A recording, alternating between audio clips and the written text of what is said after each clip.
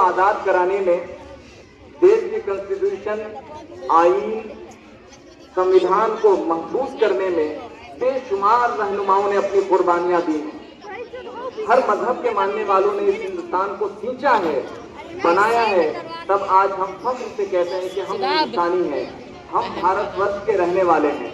तो शेर सुने कि गांधी का ये वतन है, नेहरू का ये वतन है, गांधी का ये वतन है, नेहरू का ये वतन है, जौहर का हुस्न जन है, टीपू का बांकपन है, कितना हसीन तर है, कितना हसीन तर है, दारुल अमा हमारा, सारे जहां से अच्छा हिंदुस्तान, सारे जहां से अच्छा हिंदुस्तान हमारा।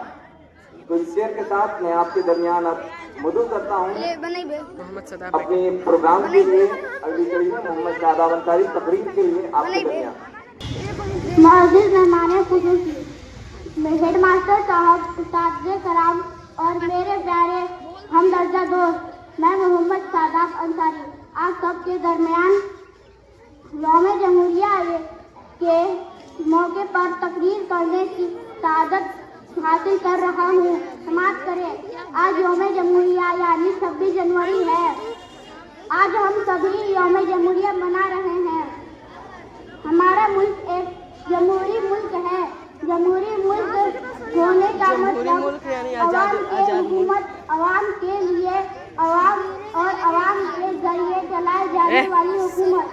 हिंदुस्तानी जमहूरियत के लिए हमारा बेशुमार रहनुमाओं ने कुर्बानियाँ दी हैं, जिसमें बाबाए कौम जनाब महात्मा गांधी, पंडित जवाहरलाल नेहरू, मौलाना अब्दुल कलाम आजाद, डॉक्टर सरदार अहमद अंसारी, डॉक्टर भीमराव अम्बेडकर, मौलवी सैयद मोहम्मद शहदुल्लाह बख्शुस, कौम जनाब अब्दुल कयूम अंसारी वगैरह काबिल जिक्र है। मुल्क के तमाम शहरी इस कौमी त्योहार को पूरे जोश व खरोश के साथ मनाते हैं। मुल्क की राजधानी दिल्ली के राजपथ पर सदरे जमहूरिया परचम कोसाई करते हैं।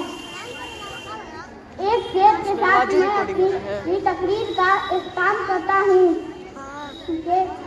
खौफे आफत से कहा दिल में रिया आएगी, खौफे आफत से कहा दिल में रिया आएगी, बात सच्ची है जो वो लब पे सदा आएगी, बात सच्ची है जो लब पे सदा आएगी।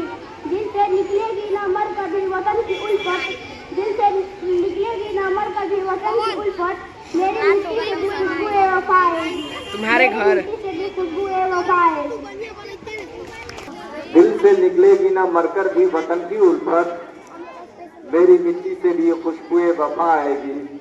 अभी आपके दरमियान इस मौजू को लेके आज के इस मुक़द्दस, मुबारक, अजीम, पवित्र दिवस, राष्ट्रीय त्यौहार यौम जमहूरिया, गणतंत्र दिवस, रिपब्लिक डे के मौके पे तकरीर के हवाले से अपनी बात रख रहे थे मोहम्मद शादाब अंसारी।